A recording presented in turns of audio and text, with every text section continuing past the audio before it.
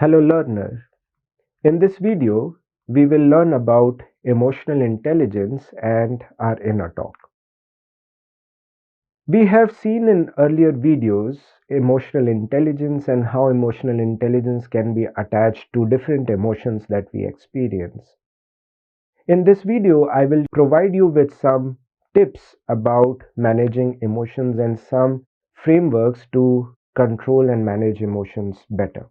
The first thing that I want to remind you, next time you experience emotions, ask yourselves these two questions. What I do not control here, and what am I trying to control? And finally, what is it that I can control which I am not controlling? What is it that I can control? I can control my thoughts. I can control the alternate thoughts. What I cannot control is the event which I am trying to control, that is beyond my control. It will happen, that is not in my control, but what I can control is how I think about that event. So remember, you should try to control the thing that you can control. The next thing, next time you experience an emotion, next time you experience a situation, you are in an event, practice stop. Remind yourself of this word stop. Stop tells us we have to step back. When we are in that automaticity, when there are these automatic thoughts that are coming, that are being driven by envy, that are being driven by things that are happening, for example, envy, anger, all these emotions that happen, take a step back. Take a step back from that emotion. Take a step back from that event. Think again. Remind yourself of those alternate thoughts. Organize how you are thinking about this particular event, about this particular situation, and then proceed. So, stop tool is a tool that tells us we have to step back, think carefully, and then proceed. Next time you experience negativity in your lives, remind yourself of these three important aspects. The first one, future is imagination. Future is pure imagination. There is no such thing as future. If you can imagine bad things, you can also imagine good things. And good things do happen in life. Good things can happen in life. The second is practice loving kindness for yourself. Be more self compassionate rather than criticizing, blaming, all of those things that we do to ourselves. Remind yourself that I am more beautiful than I think. I have those qualities in me. I have those potential. I am standing here. I have achieved so much in my life. It is because there were some potential, some strengths that I had. It is not to become complacent. Don't become complacent, but also don't beat yourself. Don't criticize yourself. Every opportunity is a learning opportunity. When you look at competition, when you look at things around you, you must recognize that things are everything that happens to us is a way to self discovery, is a way to really understand our true potential. The last thing is have a lot of gratitude. Have a lot of gratitude for people around you.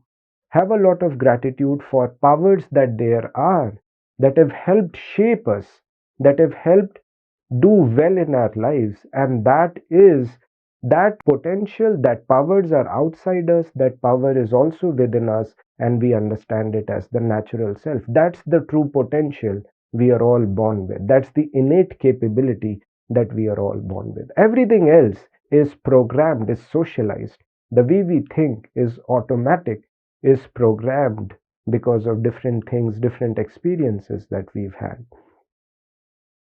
Next time you have to think about EI, understand emotional intelligence, analyze your own inner talk.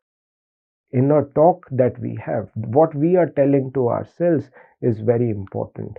Recognize feelings, understand the triggers for those feelings, everything that we have been practicing in earlier videos. Understand that there is a difference between feeling and the need to take action.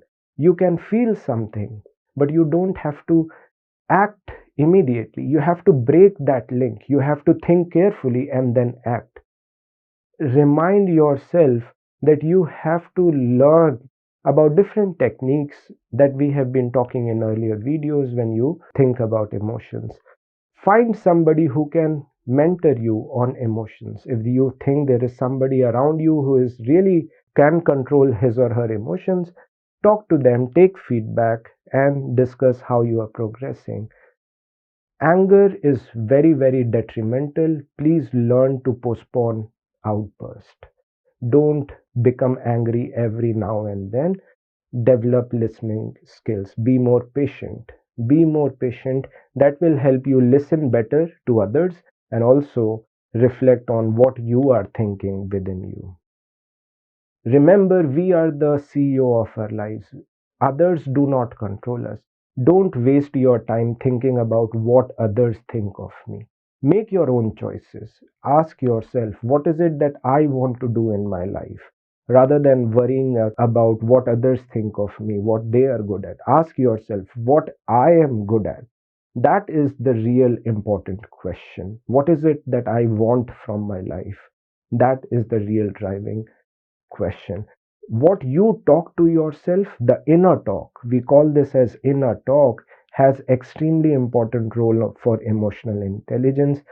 It is made up of truth and fallacy. I am reminding you, it is truth, but a lot of it is also false. Tell yourself alternate truth. Tell yourself the other ways of thinking. You will see when you read your own thoughts, the practice that we have been doing of journaling, you will see a lot of these thoughts are actually wrong. They don't make sense, but we don't spend time reflecting on it. To be emotionally intelligent, get into this practice of observing your emotions. What are the triggers? What do you think about those emotions? The last thing that I want to leave you with is our true performance is our potential minus the interference. The potential that we were born with, the potential, the strengths that we are born with, and all the negativity that we can bring in our lives, that's the interference. It is very important to reduce the interference. It is important to recognize that the game within us, the inner talk, is between the natural self and the ego. The ego could interfere with your true potential. You've got to ask yourself, I have to take care of the inner game first, and then I can look at the outer game. So the inner game is between the natural self and the ego self, and you have to first stop yourself from stopping yourself. The interference has to be reduced.